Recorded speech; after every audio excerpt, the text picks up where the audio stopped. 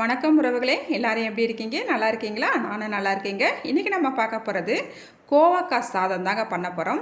அப்படியே இந்த கோவக்காய் சாதத்தை அப்படியே சுட சுட சாப்பிடும் போது சைடிஷ் எதுவுமே தேவையில்லைங்க, அவ்வளோ டேஸ்ட்டாக இருக்கும். இந்த கோவக்காய் சாதத்துக்கு நம்ம ஒரு அருமையான மசாலாவை வறுத்து இதோட சேர்க்கும் போது நல்ல ஒரு வாசனையாகவும் டேஸ்ட்டாக இருக்குங்க. கோவக்காய் சாப்பிடாத குழந்தைகளுக்கு கூட இந்த மாதிரி நீங்கள் கோவக்காய் சாதம் செஞ்சு கொடுங்க, குழந்தைகள் விரும்பி சாப்பிடுவாங்க, அவ்வளோ டேஸ்ட்டாக இருக்கும். சரி வாங்க, இந்த சாதம் எப்படி செய்யலான்னு சட்டுன்னு பார்த்துடலாம். இப்போ நான் இன்றைக்கி 1/2 கிலோ கோவக்காய் எடுத்து வச்சுருக்கிறேன். நல்லா கழுவிட்டு எடுத்து வச்சுருக்கிறேன். இதை நல்லா கட் பண்ணிவிட்டு எடுத்துக்கலாங்க. இந்த 2 கார்னர் பகுதியும் நல்லா கட் பண்ணிவிட்டு சென்டராக ஒரு தடவை கட் பண்ணிவிட்டு அதுக்கப்புறமா நைஸாக இந்த மாதிரி நீளமாக கட் பண்ணிக்கலாம். ரொம்ப பெரிய கோவக்காவாக இருந்தால் சென்டராக கட் பண்ணிக்கோங்க. கொஞ்சம் குட்டையாக இருக்கிறத நீங்கள் சென்டராக கட் பண்ண வேண்டாம், நீளமாகவே கட் பண்ணி எடுத்துக்கலாம். பாருங்கள், இந்த மாதிரி கட் பண்ணி எடுத்துக்கங்க.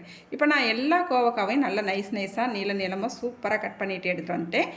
இப்போ இந்த கோவக்காய் அப்படியே இருக்கட்டுங்க. இப்போ நம்ம ஒரு மசாலா ரெடி பண்ணிக்கிற போகிறோம்.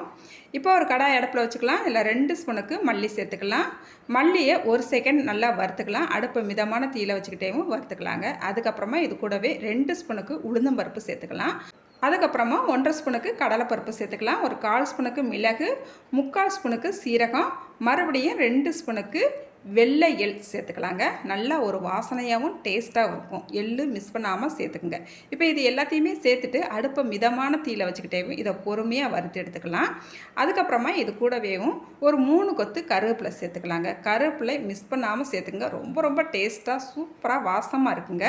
இப்போ கருவேப்பிலையும் சேர்த்துட்டு நல்லா இந்த நம்ம சேர்த்துருக்கிற அந்த உளுந்தம்பருப்பு, கடலைப்பருப்பு இதெல்லாம் நல்லா செவந்து வரணும், பொன்னிறமாக வரணும். அந்தளவுக்கு நல்லா பொறுமையாக வறுத்துக்கலாங்க.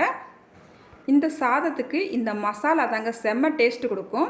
ரொம்ப டேஸ்ட்டாக சூப்பராக இருக்கும். இப்போ நம்ம மசாலாவை நல்லா வறுத்து எடுத்துக்கிட்டாச்சு. இப்போ அடுப்பை ஆஃப் பண்ணிவிட்டு இதை ஆற விட்டுறலாங்க. மறுபடியும் அதே கடாயிலேயே 2 ஸ்பூனுக்கு எண்ணெய் சேர்த்துக்கலாம்.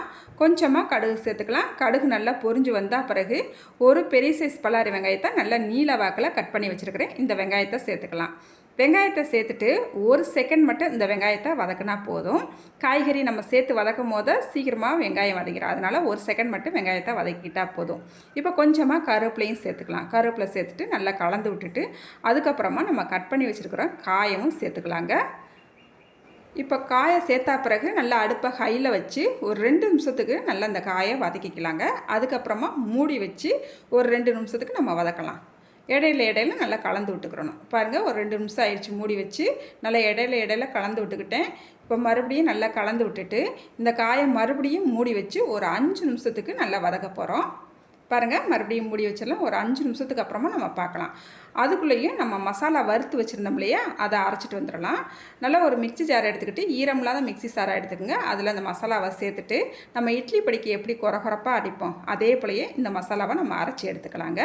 இப்போ பாருங்கள், காய் ஒரு 5 நிமிஷம் ஆயிடுச்சுது. சூப்பராக வெந்து நல்லா சுருங்கி வந்திருக்குது. இந்த அளவுக்கு வந்தால் பிறகு ஒரு 1/4 ஸ்பூனுக்கு மஞ்சள்தூள் சேர்த்துக்கலாங்க.